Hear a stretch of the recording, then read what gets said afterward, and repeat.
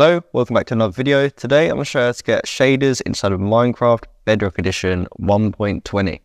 So to start with, you want to come on this website here, mcpcentral.com, and you want to select shaders. This will show you all the shaders that are actually compatible with Minecraft Bedrock. So this one looks pretty good. I'm going to select this one. If you scroll through, you can see some pictures of what it's going to look like, and it also tells you a bit about it. And then at the bottom here, there's a download link. So to start with, you just want to click on that. And here we go, we can download it for free.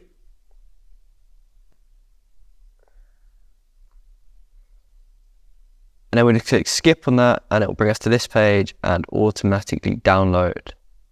So then what's really good about this is we can simply go in our downloads and open it up.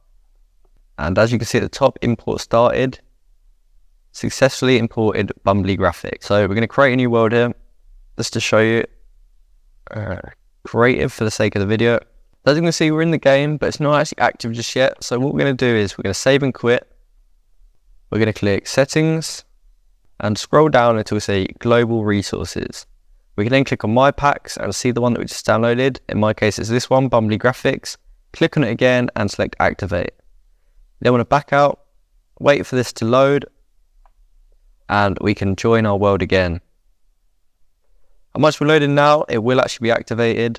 So as you can see, our shaders are now working. It looks a lot better. Trees are moving and the clouds look a lot more realistic. So I hope this video helped you guys. If it did, please comment down below that it worked and like and subscribe for more. Thanks for watching.